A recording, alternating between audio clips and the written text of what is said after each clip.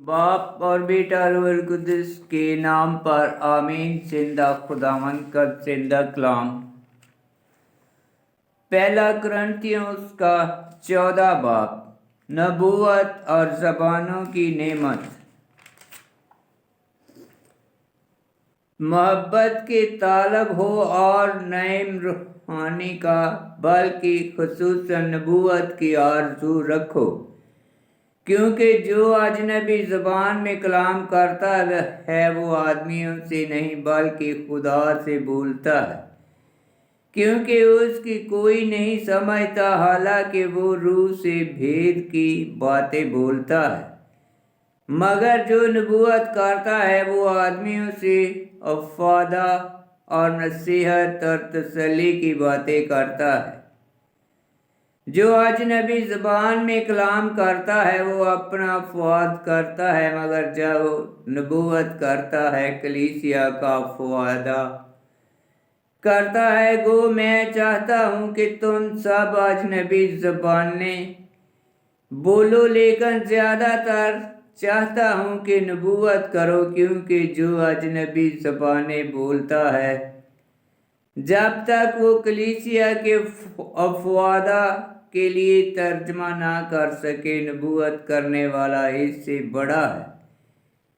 अब है भाइयों, अगर मैं अजनबी ज़बानें बोलता हुआ तुम्हारे पास आऊँ और इंकशाफ या इल्म या नबूवत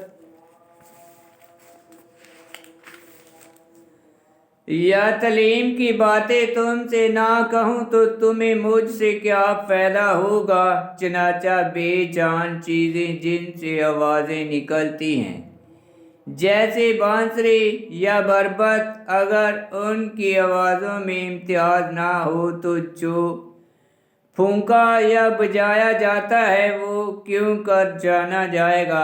अगर तुर्की की आवाज़ साफ ना हो तो कौन लड़ाई के लिए तैयारी करेगा।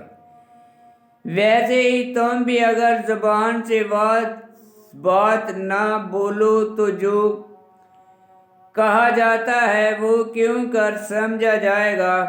तुम हवा से बोलने वाले ठहरोगे। मसलन दुनिया में कितनी मुतफर्रक ज़बानें हैं और इनमें से कोई बेमानी नहीं। बस अगर मैं ज़बान के मानी जानता तो मैं इसके नज़दीक जिससे बात करता हूँ अजनबी हूँगा, और वो जो बात करता है वो मेरे नज़दीक अजनबी होगा। इसी तरह तुम भी जबकि नईम रूहानी की आरज़ू रखते हो तो ऐसी कोशिश करो कि तुम्हारी नईम की अफरवानी से कलीसिया का फ़ायदा हो। चनाचा वो जो अजनबी ज़बान में कलाम करता है दुआ करे कि तर्जमा भी कर सके, क्योंकि अगर मैं अजनबी ज़बान में दुआ करूं तो मेरी रूह तो दुआ करती है मगर मेरी अकल बेकार है। बस क्या करना चाहिए? मैं रूह से भी दुआ करूंगा और अकल से भी दुआ करूंगा। मैं रूह से भी गाऊंगा और अकल से भी गाऊंगा।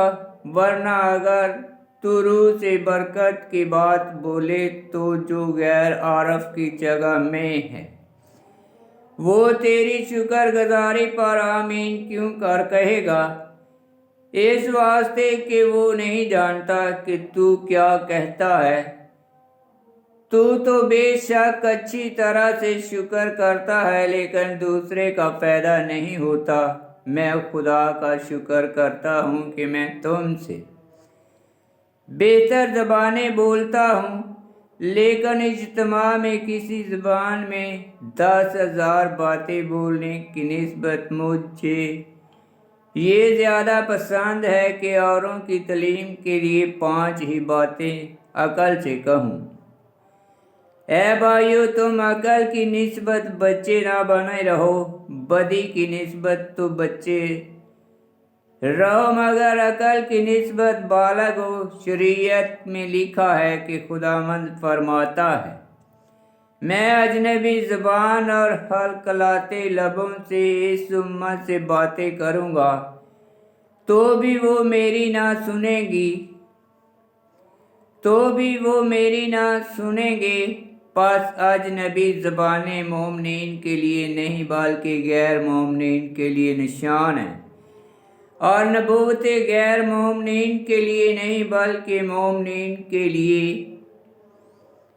پس اگر سب کلیسیا ایک مکان میں جمع ہو اور سب کے سب اجنبی زبانیں بولیں اور غیر عرب یا غیر مومن لوگ اندر آئیں تو کیا وہ نہ کہیں گے کہ یہ دیوانے ہیں؟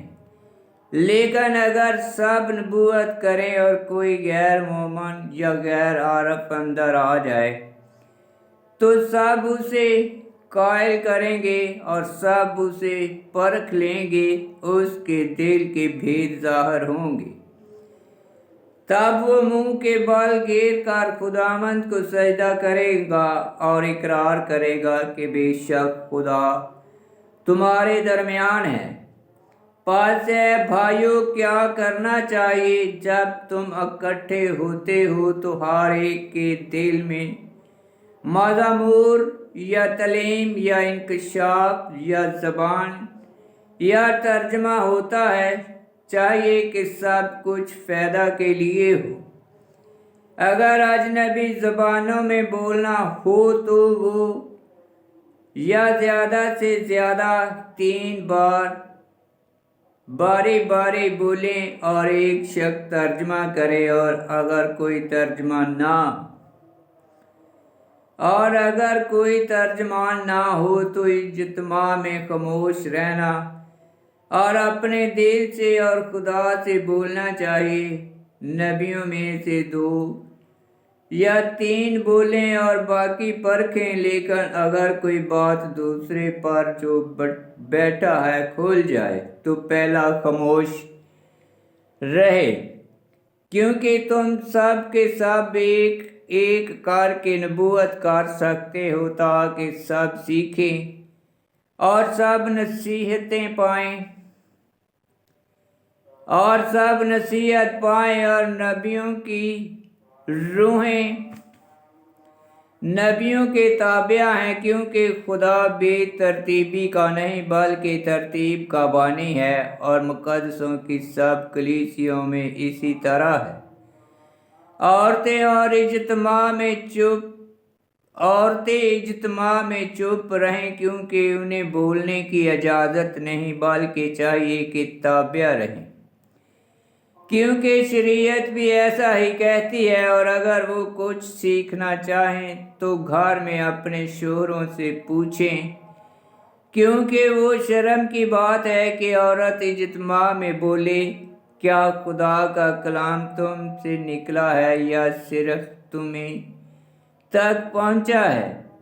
اگر کوئی اپنے آپ کو نبی یا عرب سمجھے تو جان لے کہ یہ باتیں جو میں تمہیں لکھتا ہوں خداوند کے حکم ہیں، اور اگر کوئی نہ جانے تو خود نہ جانا ہوا ہوگا۔ پس اے میرے بھائیو، نبوت کرنے کی آرزو رکھو، لیکن اجنبی زبانیں بولنے سے منع نہ کرو، مگر سب باتیں ستائش کی اور قرینہ کے ساتھ عمل میں لائی جائیں۔ آمین۔ خداوند کا پاک کلام کا پڑھا اور سنا جانا باعث برکت ہو۔ خداوند تیرا شکر ہو۔ آمین۔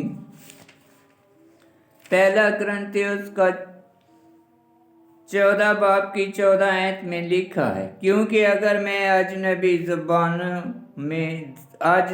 زبان میں دعا کروں تو میری روح تو دعا کرتی ہے مگر میری عقل بیکار ہے۔ 14 باب کی 14 دعا کرتی ہے۔ اگر میں اجنبی زبان میں دعا کروں تو میری عقل یعنی میرا سمجھنا دوسروں کے لیے بے فائدہ ہے، اور وہ زبان میرے لیے بھی اجنبی زبان ہے، تو میرا دل البتہ دعا کرتا ہے، لیکن اس لیے کہ اپنی بات نہیں سمجھتا ہوں، میری عقل کا فائدہ نہیں۔ کلیسیا کے شروع میں ایمانداروں کو रूह अल कुद्दस की नेमतें मिली जिनका जिक्र पौलुस पहला कुरिन्थियों का 12 बाब की 4 आयत में करता है। कुरिन्थी अजनबी ज़ुबान में बोलना दूसरी नेमतों से अजीज तर जानते थे, इसलिए जब लोग इलाही इबादत के लिए जमा होते और वो जो अजनबी ज़बानें जानते थे बोलने लगते और इतनी देर तक बोलते कि नबूवत करने वालों को फुर्सत ना मिलती कि तर्जमा करें, और इसी तरह जमात को कुछ फ़ायदा ना होता था। सो पौलुस उन्हें दिखाता है कि नबूवत करना अजनबी ज़बान में बोलने से बेहतर है, और रूहानी नेमतों की बाबत सब कुछ दुरुस्त करता है। आमीन।